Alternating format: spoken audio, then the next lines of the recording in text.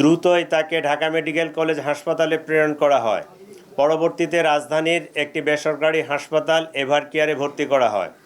পরবর্তীতে উন্নত চিকিৎসার জন্য এয়ার অ্যাম্বুলেন্স যোগে তাকে সিঙ্গাপুরের জেনারেল হাসপাতালে ভর্তি করানো হয়। সেখানে চিকিৎসাধীন অবস্থায় 18 ডিসেম্বর তিনি শাহাদাত বরণ করেন। ইন্না লিল্লাহি ওয়া ইন্না ইলাইহি রাজিউন। আমরা তার বিদেহী আত্মার মাগফিরাত কামনা করি, আল্লাহ তাকে জান্নাত নসিব করুক এবং তার পরিবারকে এই শোক সইবার মতো শক্তি ও সামর্থ্য দিক।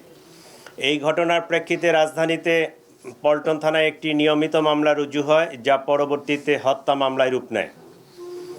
প্রিয় সাংবাদিক ভাই ও বোনেরা, ন্যাক্কারজনক এই ঘটনার পরপরই Dhaka metropolitan police, DB, CTTC, RAB, CID, BGB ঘটনায় জড়িতদের শনাক্ত করে গ্রেফতার করে আইনের আওতায় আনার জন্য কাজ শুরু করে। ঘটনাস্থলে উপস্থিত ব্যক্তিদের দেওয়া তথ্য, সিসিটিভি ফুটেজ বিশ্লেষণ, ওপেন সোর্স ইন্টেলিজেন্স এবং তথ্য প্রযুক্তির সহায়তায় ঘটনার দিনই শুটার ফয়সাল করিম মাসুদ ওরফে দাউদ ওরফে রাহুল এবং তার সহায়তাকারী মোটরসাইকেল চালক মোহাম্মদ আলমগীর শেখকে শনাক্ত করা হয়। তাৎক্ষণিক তাদের গ্রেফতারের জন্য আইন শৃঙ্খলা বাহিনীর একাধিক টিম সাভার, হেমায়েতপুর, আগারগাঁও, নরসিংদীতে অভিযান পরিচালনা করে।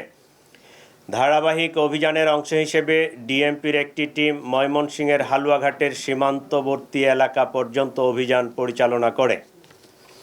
প্রিয় সাংবাদিক বৃন্দ, আপনারা জানেন এই ঘটনার সাথে জড়িতদের আইনের আওতায় নিয়ে আসার জন্য আমরা যথাসাধ্য চেষ্টা করছি।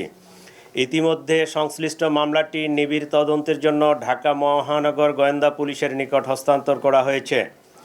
তদন্তকালীন এ যাবৎ এ ঘটনা সংগঠনে পরিকল্পনায় অংশগ্রহণ, ঘটনায় ব্যবহৃত অস্ত্রগুলি লুকানোর সাথে জড়িত, ঘটনার মূল 2 হোতাকে পলায়নে সহায়তাকারী সহ মোট 11 জনকে আমরা গ্রেফতার করতে সক্ষম হয়েছি। গ্রেফতারকৃতরা হলো হুমায়ুন কবির, ফয়সালের বাবা; হাসি বেগম, ফয়সালের মা; শাহেদা পারভিন সামিয়া, ফয়সালের স্ত্রী; ওয়াহিদ আহমেদ শিপু, ফয়সালের শ্যালক; মারিয়া আক্তার লিমা, তার বান্ধবী; মোহাম্মদ কবির, নুরুজ্জামান নোমানী ওরফে উজ্জ্বল, সিবিয়ন দিও, সঞ্জয় চিসিম, মোহাম্মদ আমিনুল ইসলাম রাজু, আব্দুল মান্নান। এই 11 জনকে আমরা গ্রেফতার করেছি। এই ঘটনায় জব্দকৃত উল্লেখযোগ্য আলামত সমূহ হত্যাকাণ্ডে ব্যবহৃত 2টি বিদেশি পিস্তল, 52 রাউন্ড গুলি, ম্যাগজিন, ছোরা; হত্যাকাণ্ডে ব্যবহৃত মোটরসাইকেল ও ভুয়া নম্বর প্লেট, যে নম্বর প্লেটটি অপারেশনের সময় লাগানো ছিল; ঘটনার সময় ওসমান হাদিকে বহনকারী অটোরিকশা; ঘটনাস্থল থেকে হত্যাকাণ্ডে ব্যবহৃত গুলির খোসা, ভিডিও চিত্র, সিসিটিভি ফুটেজ ও অন্যান্য আলামত; প্রায় 53টি অ্যাকাউন্টের বিপরীতে 218 কোটি টাকার স্বাক্ষরিত চেক। প্রিয় সাংবাদিকবৃন্দ, তদন্তে প্রাপ্ত তথ্য, বিভিন্ন গোয়েন্দা সংস্থার প্রতিবেদন, গ্রেফতারকৃতদের দেওয়া জবানবন্দি পর্যালোচনা করলে দেখা যায় ফয়সাল ও আলমগীর ঘটনার পরপরই ঢাকা হতে সিএনজি করে আমিনবাজারে যায়।